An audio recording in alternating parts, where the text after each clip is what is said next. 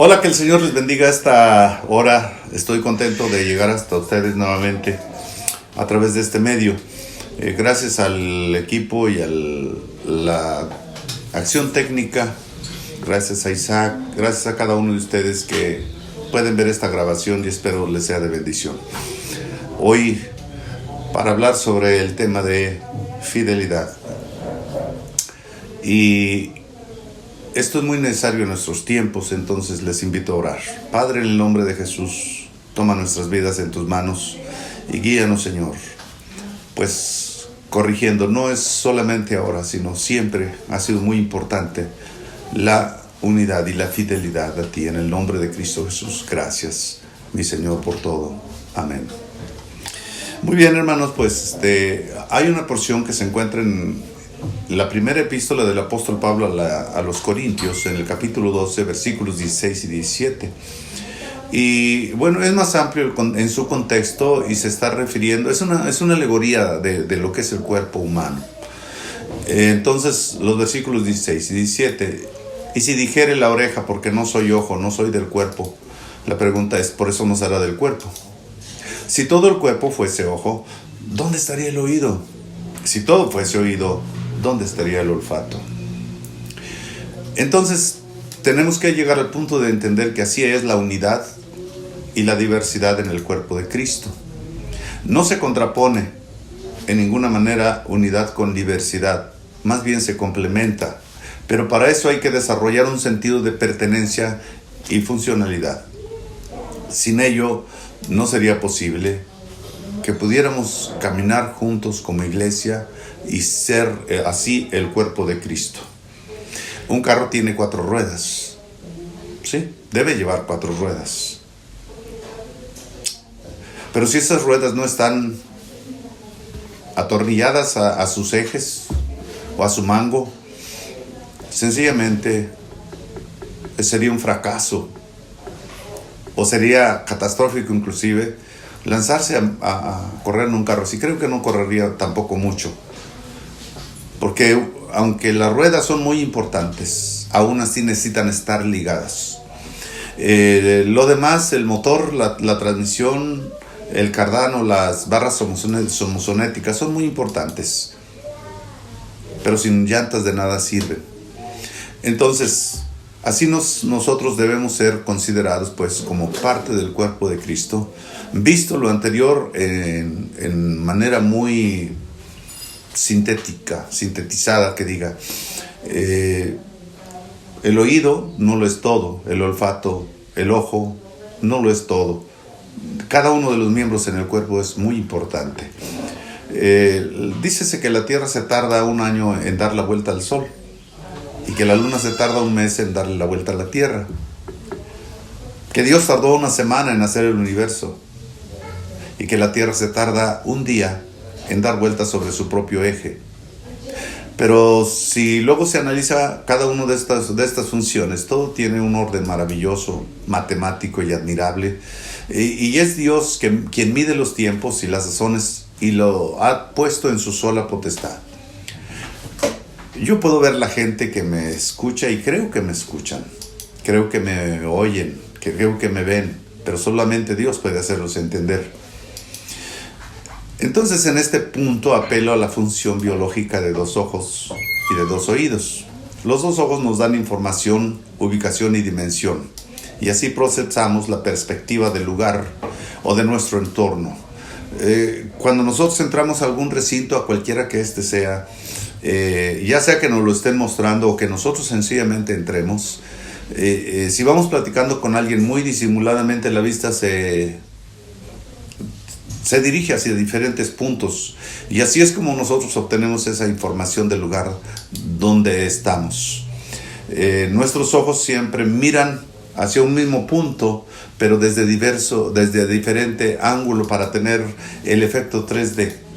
Y así nos da precisión para desplazarnos.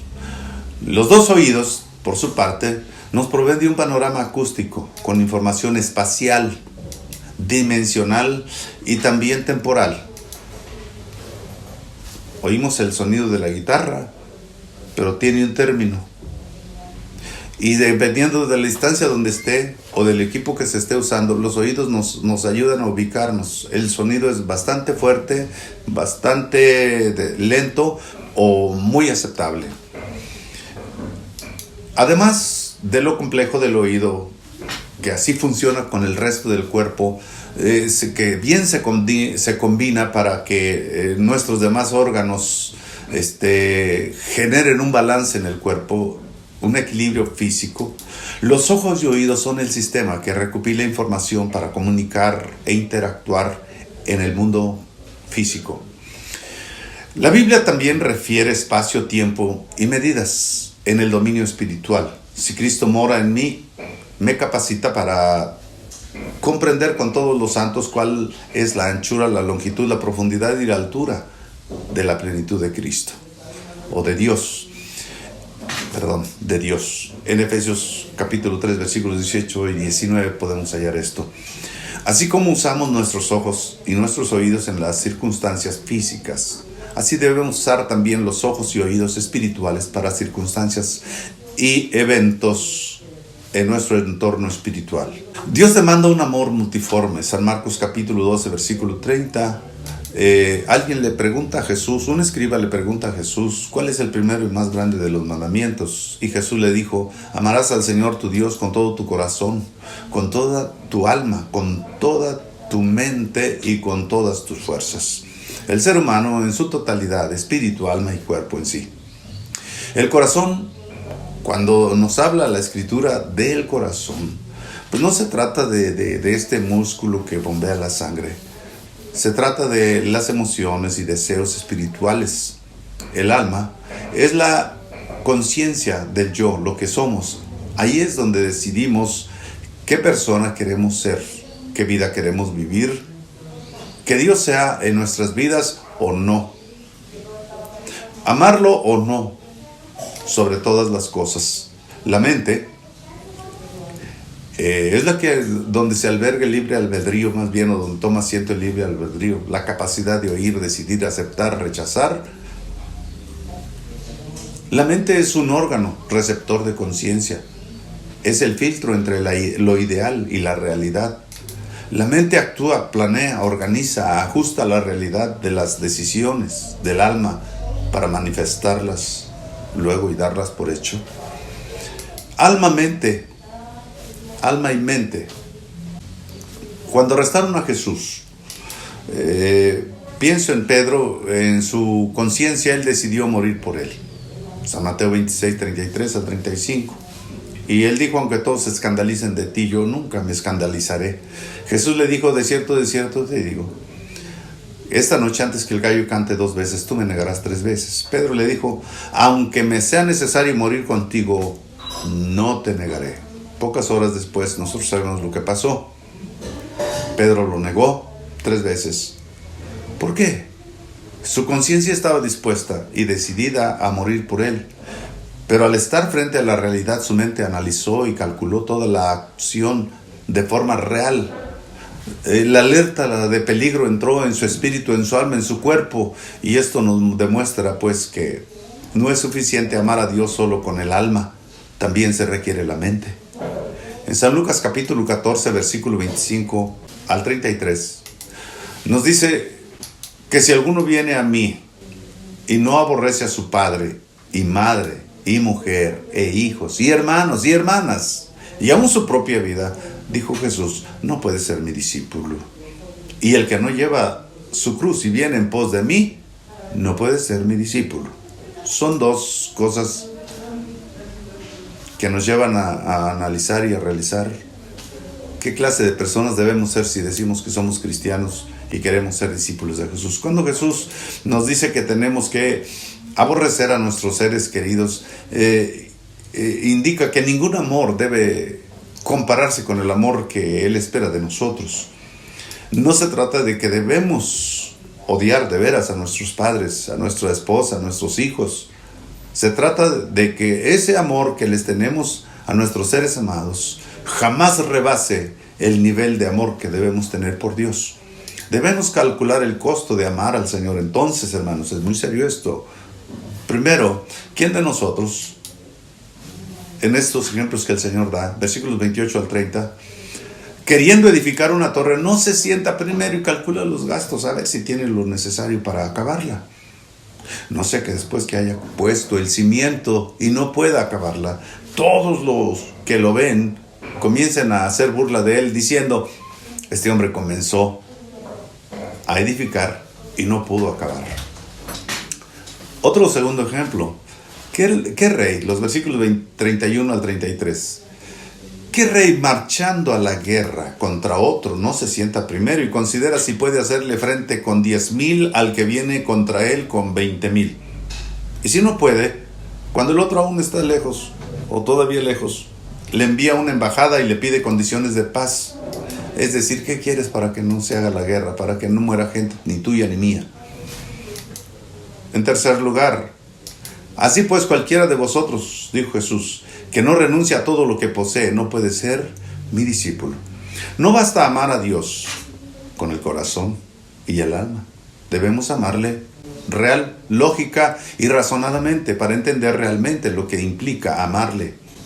Usted puede seguir a Jesús sin ser su discípulo y no hay ningún problema aparentemente. ¿Somos capaces de amar a Dios sobre todo? Esa es una pregunta que debemos hacernos a nosotros. Usted que es miembro debe ser garantía de fidelidad, de lealtad y compromiso para las personas que vendrán. El asiento vacío es un testimonio negativo.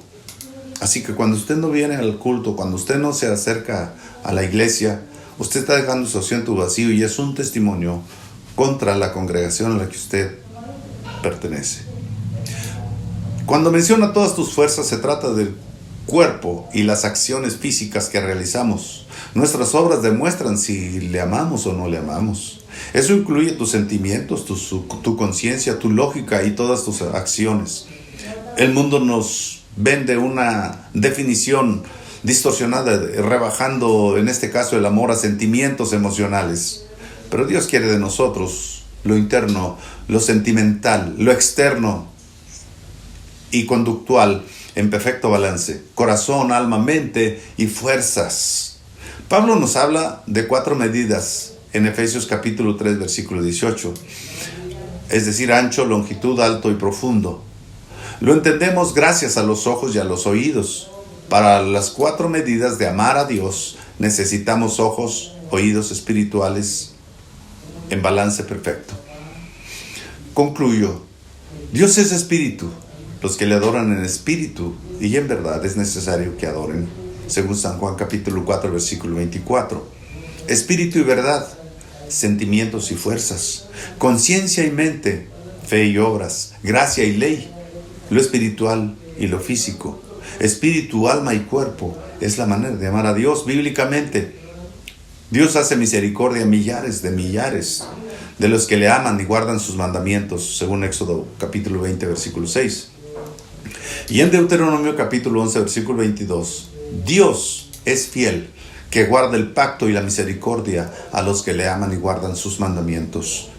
Ahora tenemos pues 2 pares de ojos y 2 pares de oídos, físicos y espirituales. Ambos deben estar abiertos, así tendremos entonces un correcto entendimiento de Dios y su palabra.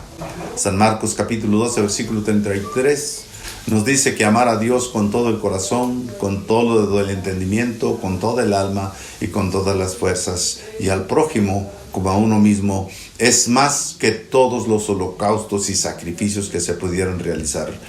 Este es el resumen de 613 mandamientos. Quien lo escuchó de labios de Jesús lo reconoció como verdadero. Es más fácil entonces, hermanos, para nosotros ahora recordar 2 enfoques que recordar 613 mandamientos, no que no se deban estudiar, no que no debamos conocerlos. Cuando dice no tendrás dioses ajenos delante de mí, si nosotros ponemos los mandamientos, los primeros 5 mandamientos en un extremo y los otros 5 mandamientos en otro, nos daremos cuenta que se corresponden. Y es que en cada uno de ellos nos deja ver, por un lado, que no debemos perder de vista a Dios y de olvidarnos de Dios, pero también debemos tener cuidado con nuestro prójimo. Esos son los 2 enfoques en los cuales Dios nos manda a vivir. Así que, mis amados, Les amo en el amor del Señor y ruego que ustedes sean bendecidos en todo. Así es lo que el Señor quiere de nosotros. El Señor les bendiga ricamente.